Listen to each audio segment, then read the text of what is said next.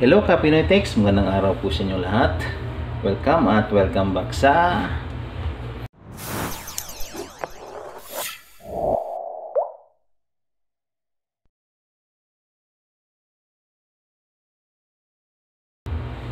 share ko lang sa inyo ang basic maintenance nitong Epson L6270 na printer.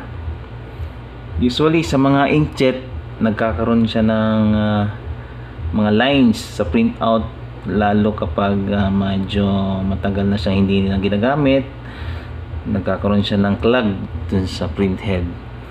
So papakita ko sa inyo kung anong usual na ginagawa. Okay, so punta tayo sa screen.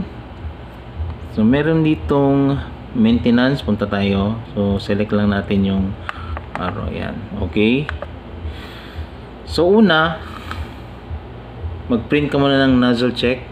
Okay, so naghahanap siya ng A4 size. Try natin sa long.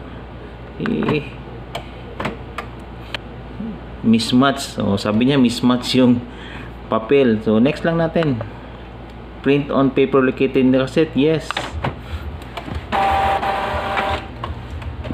Since long kasing nakalagay sa drawer o sa cassette niya, so para hindi na tayo magpalit ng papel, so continue lang.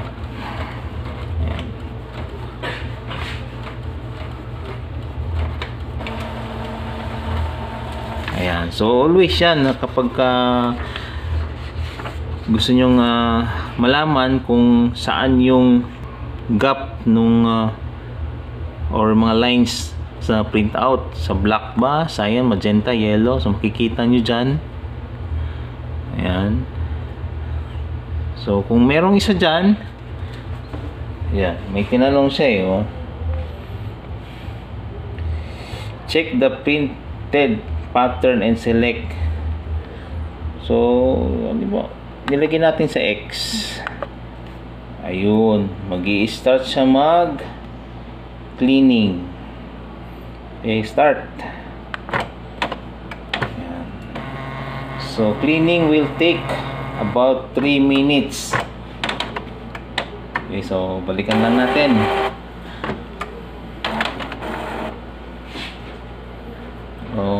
So hintayin na lang natin para makita natin yung talagang actual head cleaning niya.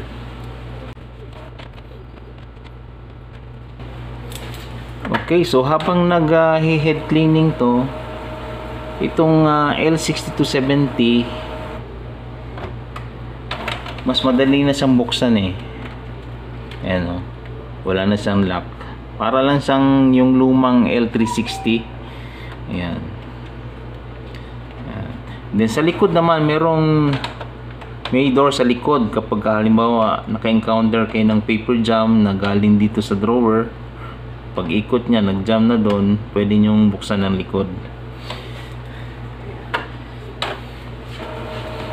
And then isa pang advantage nitong L6270, yung maintenance box niya may chip na, so you don't have to reset it because nasa chip na mismo yung nagde-detect ng waste ink full. So ibig sabihin, kapag pinalitan mo yung maintenance box na merong chip ng bago, pag in-insert mo, reset na, or bagong-bago na uli yung maintenance box. Ganun lang ka simple. Unlike dun sa mga lower model kasi nito, kailangan mong palitan and then i-reset. Okay, malapit na.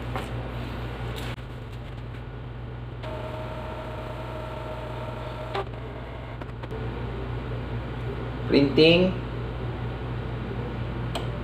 Ayun, naghahanap ng A4 size. So okay lang natin. Okay.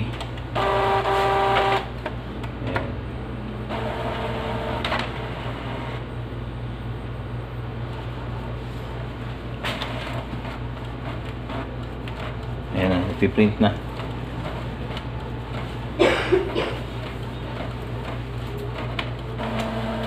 Okay. So ayan, di ba?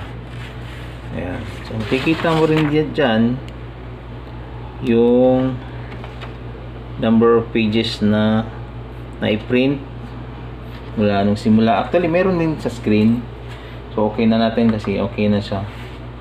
And then ayan, kung halimbawa na-cell check na siya and then hindi pa rin nagbago yung lines, pwede kang mag-execute ng power cleaning. Ayan. Pero suggestion ko, once lang siya gawin, kasi pag ganun pa rin after mag power cleaning, baka manual plugging na ang kailangan dyan. Meron siyang print head alignment, fill ink, ink level setting, remaining capacity of maintenance box. Ayan. Try natin. Ayan, nasa kalahati na. Okay. So additional nga pala, kapag nagka-encounter kayo ng maduming output sa photocopy, yan,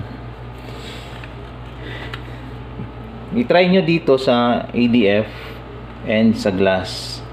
Kapag sa ADF may dumi, tapos sa glass malinis, ibig sabihin yan yung glass dito. Ayan, dito na glass. Ito yung scanner kasi pag sa ADF. Kailangan nyo lang linisin ng cloth na mayroong alcohol na konti. Ayan.